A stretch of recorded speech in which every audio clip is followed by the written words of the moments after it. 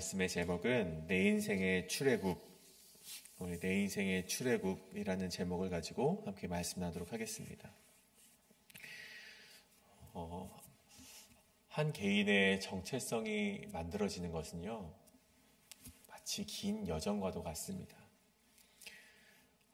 한 개인의 정체성이라는 것은 비유적으로 말씀드리자면은 한 가지의 색깔을 그 인생에 띄는 것을 말하는 것이죠. 근데 그것을 만들어가는 과정은 꽤 오랜 시간이 걸리게 됩니다. 태어날 때부터 타고난 기질이나 성격 때문에 그것이 처음 만들어지게 되고, 또 살아오면서 우리의 생활 반경, 생활 환경, 그리고 부모의 어떤 나를 향한 가르침들이 10대 때 아주 주요하게 형성이 되기도 합니다. 그것이 뿐만이 아니라 우리가 성인이 되어서도 끊임없이 나의 정체성은 주변 환경을 통해서 바뀌게 되고 형성이 되어가는 것을 보게 되죠.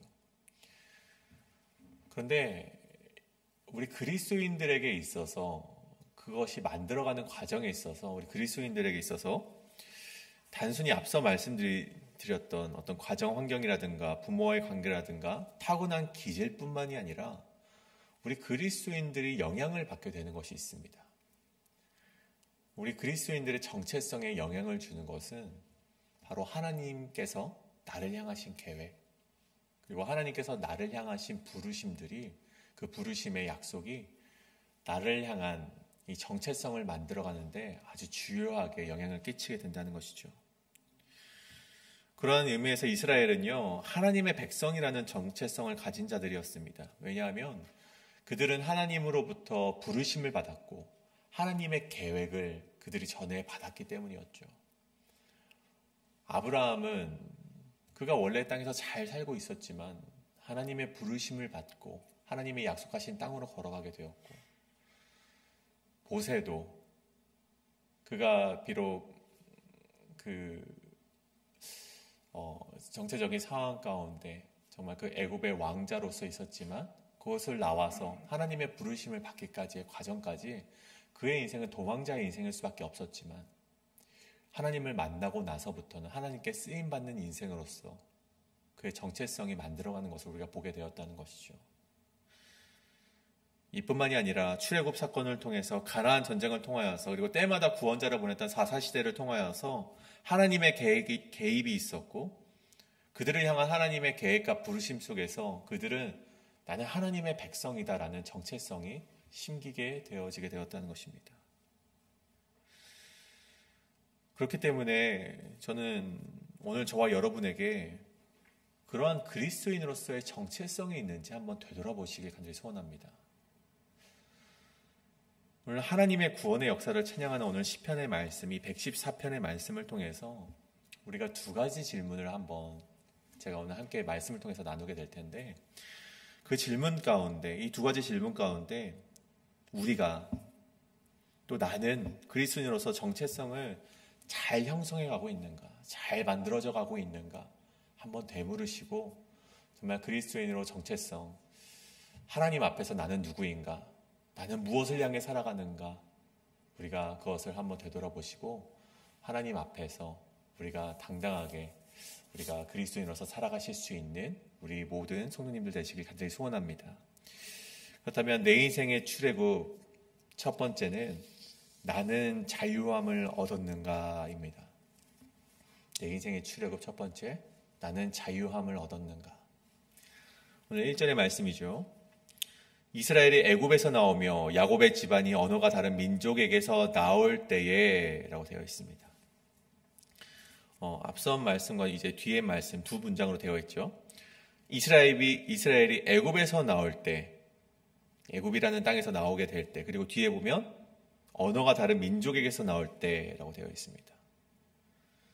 사실 이것은요, 같은 이 애굽이라는 나라에서부터 나오는 것을 의미를 합니다. 같은 뜻이죠. 뒤에 보면 70인의 이 번역본에서는요, 이 뒤에 있는 언어가 다른 민족을 어떻게 번역을 해왔는가 보니 바르바루라는 이 단어로, 이 라틴어로 이 번역을 해놨더라고요. 이 의미는요, 이 바르바루는 이방인이라는 뜻을 가지고 있습니다. 이 뜻과 함께 또 한 가지 뜻은요, 야만 민족이라고 표현을 하고 있습니다. 그래서 오늘 앞선 말씀을 이렇게 번역을 해서 읽어보자면, 이스라엘이 애굽에서 나오며 이 야곱의 집안이 잔혹한 민족, 야만스러운 민족에게서 나올 때에, 그러니까 애굽을 잔혹하고 야만이 가득한 민족이라고 두 번 설명을 하는 것이죠. 결국 1절에서 말하고자 하는 말은 이 이스라엘이 애굽에서 나왔다는 것을 언지를 하면서 2절에 보면 유다는 여호와의 성소가 되고 이스라엘은 그의 영토가 되었다라고 고백을 이어갑니다. 이제 2절에서 역시 앞서서 1절에서 애굽을 두 개로 설명했듯이 2절 역시 한 나라를 설명하고 있는 것입니다. 이스라엘이라는 한 나라, 이 후에 남유다와 북이스라엘로 갈라진 나라를 2절에서 설명하고 있는 것이 아니라 하나의 나라를 오늘 설명하고 있는 것이죠. 즉 1절과 2절을 통해서 우리가 이 말씀 시편 114편은 무슨 말씀이냐? 하나님께서 출애굽시키셨던 그 은혜, 그 구원의 역사를 찬양하는 시라는 것을 우리가 1절과 2절을 통해서 우리가 알 수 있다는 것입니다. 근데 여러분 보십시오. 매번 우리가 이스라엘 공동체를 이야기할 때마다 나오는 가장 첫 번째 사건이 바로 이 출애굽의 사건입니다. 우리가 볼 때마다 또 출애굽 사건을 이야기하네 라고 생각하실지 모르겠지만 여러분 그럴 수밖에 없는 이유가 있습니다. 여러분 왜 그렇습니까? 여러분 출애굽이 바로 이들의 정체성이기 때문이었습니다. 여러분 이스라엘은요 극심한 기근 때문에 애굽으로 불려오게 됩니다. 이제 하나님이 요셉을 통한 은혜를 그들에게 끼치셔서 이 가나안 땅에서 애굽으로 그들이 정착을 하게 되죠. 그래서 오랜 시간 동안 이곳에서 하나님의 은혜를 입어서 살아가게 됩니다. 그런데 어느 순간부터 그들을 두려워했던 이 바로의 왕이 이 이스라엘 백성들을 자꾸만 번성해가는 이스라엘 백성들을 노예로 삼기 시작했고 그들이 부르짖으면서 노예로 살아갈 수밖에 없었던 그런 시기를 겪게 되었습니다. 이것이 바로 출애굽기서의 시작의 내용이죠. 그러면 창세기에 나오는 인물들은 하나님께서 개인적인 만남을 통해서 한 사람의 인생을 어떻게 인도해 가시고 어떻게 은혜를 끼치셨고 어떻게 개입하셨는지에 대해서 창세기의 말씀이 개인적으로 적혀 있었다면 출애굽기에 와서는요. 이 이스라엘 아브라함을 통해서 약속하셨던 그 이스라엘 백성 그들을 향한 하나님의 스토리, 하나님의 개입이 어떠하였는가를 보여주고 있다는 것입니다. 그것이 바로 출애굽기서의 시작인데 여러분 그 시작이 여러분 잘 알고 있듯이 아주 처참하게 시작이 됩니다. 애굽이라는 나라에 묶여 있어서 스스로의 힘으로 벗어날 수가 없는 노예로 살아갈 수밖에 없는 그 모습이 바로 이스라엘의 첫 이야기의 시작이었죠. 그래서 만약 이 당시 이스라엘 백성에게 누군가가 당신은 누구입니까? 라고 물어봤다면 나는 하나님의 은혜를 받아서 애굽 땅에 살게 된 하나님의 백성입니다 라고 자랑할 수 있었겠습니까? 그렇게 당당하게 말할 수 있었을까요? 저는 그러지 못했을 것이라고 생각을 합니다. 만약 누군가가 그들에게 당신은 누구입니까? 라고 물었다면 우리는 가나안 땅에서 살다가 하나님께 은혜를 받긴 했지만 지금은 노예 그 이상도 그 이하도 아닙니다. 예전에 한때 하나님의 그 은혜를 받았던 민족이지만 그게 뭐 중요합니까? 지금은 노예인 걸. 여러분 누군가가 그들에게 물었다면 그렇게 대답하지 않았겠습니까? 그들의 삶이 지금 너무나도 척박한 노예의 삶이었기 때문이죠. 아마 계속해서 하나님의 개입이 없었다면 그들의 정체성은 여전히 노예로 머물렀겠지요. 하지만 그들의 인생이 어떻게 됩니까? 하나님께서 모세를 보내셨고 그들의 노예라는 정체성을 벗어나게 하셨습니다. 구원하셨다는 것이죠. 이제 그들이 그렇게 구원을 얻고 이제는 자유인이 되었습니다. 이제 그들에게 당신은 누구입니까? 라고 말하면 우리는 노예였지만 하나님께서 구원해 주셔서 자유인이 된 하나님의 백성입니다라고 말할 수 있는 지경에 이르렀다는 것이죠. 여러분 그들이 여지껏 유월절 절기를 지키는 이유가 무엇입니까?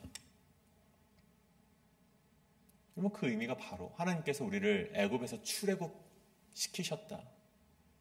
그 정체성을 가지고 있기 때문에 아직까지도 저들은 유월절을 가장 큰 절기로 지키고 있다는 것입니다. 여러분, 우리나라 조국을 보십시오. 여러분, 대한민국의 정체성은 어디로부터 나옵니까? 의견에 따라서 좀 갈라지긴 하는 것 같지만 어떤 이들은 1919년에 대한민국 임시정부가 설립이 되었을 때부터 우리는 자주국가이다, 독립국가이다라고 말하는 사람도 있지만 보통 이 1948년 8.15 광복 해방이 있고 나서부터 우리가 건국절로 섬기지 않습니까? 여러분, 이것은 무엇을 의미합니까? 여러분, 정체성이라는 것은요, 결국 우리를 압제하던 세력으로부터, 우리를 노예로 삼고 있었던 저 나라로부터 독립을 하였을 때, 자유와 해방이 주어졌을 때 결국 그 나라의 정체성이 시작이 된다는 것입니다. 여러분, 히브리어로 이 구원이라는 단어가 이 예슈아라는 단어가 사용이 됩니다. 여러분, 이 예슈아라는 단어가 단순히 구원이라는 단어 말고 다른 의미를 가지고 있는 것, 그 단어가 무엇이냐 하면 해방이라는 단어가 있습니다. 자유라는 단어가 있죠.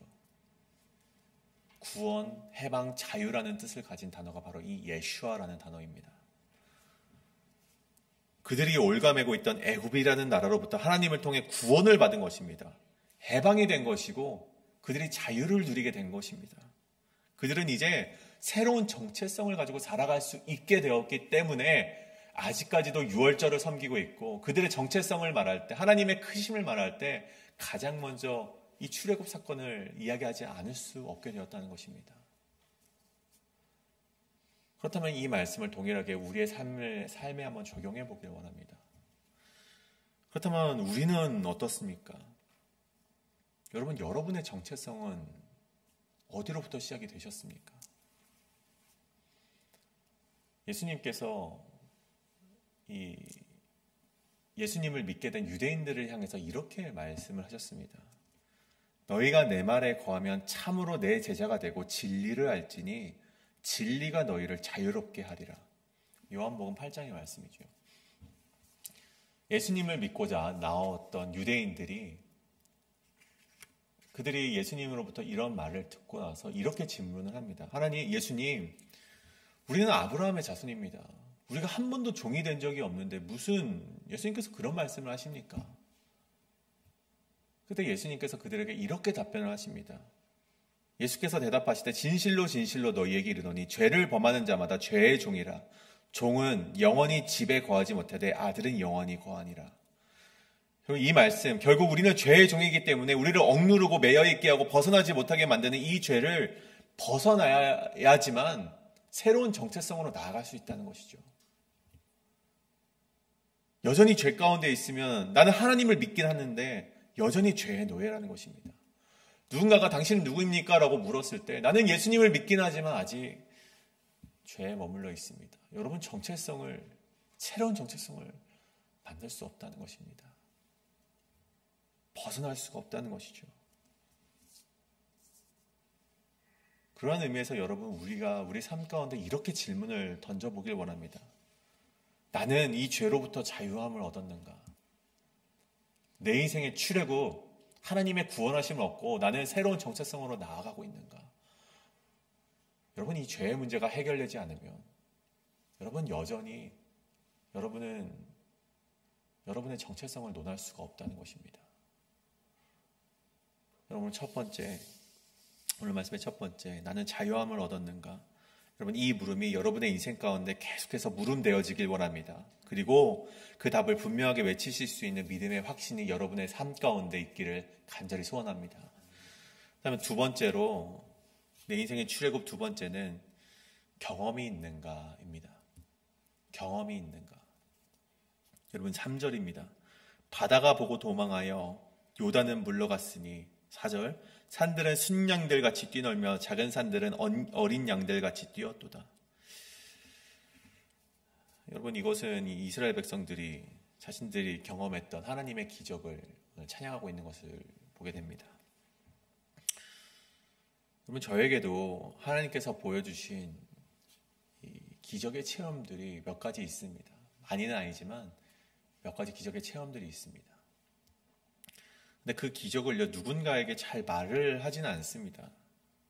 왜냐하면 그것은 하나님께서 저에게 하신 메시지고 저에게 주신 기적이고 그것을 통해서 하나님께서 나에게만 말씀하시는 어떤 그런 하나님의 가르침이 있었기 때문이죠.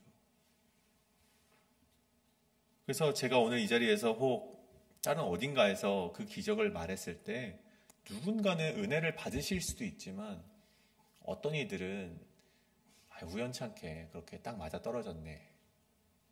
뭐 그렇게 일어날 만한 일인데 그걸 또 뭐 기적이라고 하십니까? 저 목사는. 여러분 이렇게 생각할 수도 있다는 것이죠. 그런데 그럼에도 불구하고 사람들이 어떻게 생각할지언정 저는 그 기적을요 분명한 하나님의 메시지라고 아직도 믿고 있습니다. 여러분 무엇이 다릅니까? 저들과 제가 무엇이 다릅니까? 저는 이것을 경험한 자와 경험하지 못한 자의 차이라고 생각을 합니다. 하나님의 기적을 경험한 자와 경험하지 못한 자의 차이라는 것이죠. 여러분 오늘 말씀을 보십시오. 3절의 말씀은 첫 번째로 홍해의 사건을 말하는 것입니다. 앞절에 이 바다가 도망가는 것은요 홍해의 사건인데 하나님께서 이스라엘 백성을 출애굽시키시고 난 뒤에 약 한 일주일도 안 됐을 즈음에 애국군이 뒤에서 쫓아오게 됩니다. 앞에는 홍해라는 바다로 가로막혀 있고 뒤에는 애굽이라는 군대가 쫓아오고 있는데 여러분 얼마나 두려웠겠습니까? 그들이 어찌나 두려웠는지 그들이 하나님께 부르짖다가 도저히 그래도 결과가 안 나오니까 모세의 가랑이를 붙잡고 그들을 항변하면서 원망하기 시작합니다. 이럴 줄 알았으면 내가 그냥 애굽에서 사는 것이 더 나았을 뻔했는데 왜 우리를 구출해서 여기서 다 죽게 하십니까? 그들의 마음이 굉장히 두려웠던 것이죠. 근데 그때 우리가 잘 알듯이 모세가 바다 위에 손을 내밀자 그 말씀에 기록된 대로 큰 동풍이 밤새도록 바닷물을 물러가게 도망가게 하셨다라고 기록이 되어 있습니다. 여러분 이것을 이스라엘 백성들이 경험을 했다는 것입니다.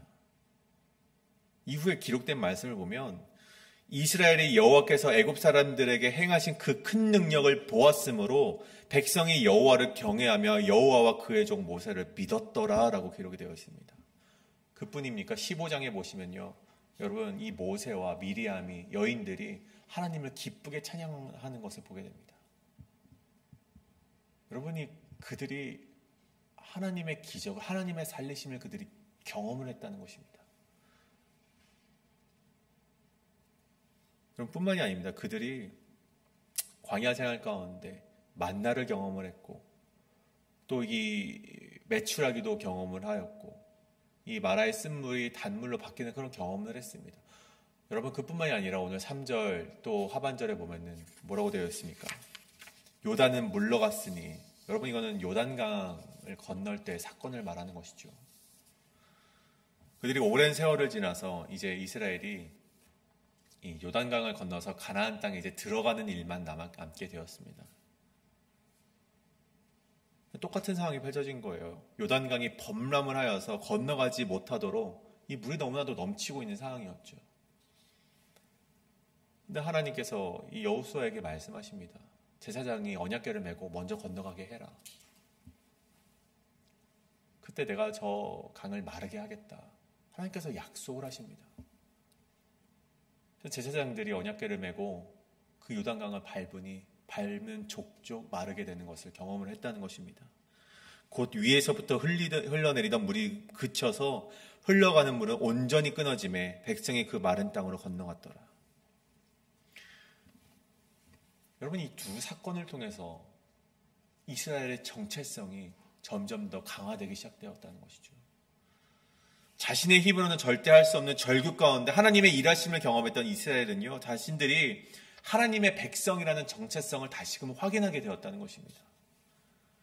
그리고 광야에서 태어난 출애굽 2세대 가나안에서도 이 기억을 절대 잊지 말라고 반드시 당부하는 것을 모세가 신명기의 말씀을 통해서 우리는 알게 되었다는 것입니다. 여러분 모세가 그렇게 신신당부하는 이유가 무엇입니까? 너희가 출애굽 사건을 잊지 말고 홍해의 사건을 잊지 말고 요단강의 사건을 잊지 말라고 그렇게 당부하는 이유는요, 바로 이것이 그들의 정체성이기 때문입니다. 하나님의 구원을 받은 민족, 하나님의 백성이라는 그 정체성이 바로 이스라엘의 정체성이었기 때문이죠. 여러분은 이러한 경험이 있으십니까? 누군가에게 하나님께서 나에게 이러한 기적을 베푸셨어라고 자랑할 만한 기적, 강요할 만한 기적이 아니라 내가 울부짖었을 때 하나님께서 나의 앞길을 인도하셨던 그 기적, 내가 부르짖었을 때, 내가 눈물로 절규하고 있을 때 하나님께서 도우셨던 그 기적을 여러분이 소유하고 계셨는가? 지금 그 경험이 여러분 가운데 있는가? 되돌아보시길 원합니다. 그런 물음을 여러분에게 계속해서 던지길 원합니다. 하나님은요, 자신의 백성을 향해 끊임없이 말씀하십니다. 하나님을 향해 울부짖는 믿음이, 그리고 그 믿음 가운데 하나님의 일하심의 경험이 반드시 있으셔야만 여러분의 정체성이 하나님을 향한 정체성으로 세워져 갈 수 있다는 것입니다. 오늘 이 두 가지 질문, 오늘 말씀을 정리하는데, 여러분 이 두 가지 질문을 여러분의 인생 가운데 계속해서 되뇌이길 간절히 소원합니다. 나는 자유한가? 여러분의 새로운 정체성을 향해 나아가기 위한 첫 번째 시작은요, 여러분은 자유한가? 하나님의 구원을 받고 자유한가? 여러분 그 물음이 여러분에게 계속해서 되뇌이셔야 됩니다. 두 번째는 여러분이 울부짖었을 때 하나님께서 경험하게 하셨는가? 하나님의 구원을 경험하였는가? 여러분 그 질문이 여러분의 인생 가운데 계속해서 질문이 되셔서 그리스도인으로서의 정체성, 하나님의 백성으로서의 정체성을 가지게 되고 형성되는 여러분의 인생이 되길 간절히 소원합니다. 여러분 이 두 가지의 물음을 갖고 이 시간 함께 기도하길 원합니다. 오늘 간절히 바라고 부르짖는 기도를 통해서 이 두 가지 물음에 확신 있게 대답할 수 있는 내가 되게 하여 주시옵소서. 나는 그 죄로부터 자유한가? 나를 억눌리는 것부터 하나님의 구원을 얻었는가? 정말 그것을 생각하며 그 하나님의 구원하심을 다시 한번 되뇌이는 우리 신앙인이 될 수 있도록 인도하여 주시옵소서. 나는 하나님의 경험을 잊고 살고 있지는 않은가? 하나님의 경험을 다시 한번 되찾고 하나님께서 나에게 베푸셨던 그 은혜를 기억하며 살아가는 내가 되게 하여 주시옵소서라고 이제 함께 기도하며 나아가시겠습니다.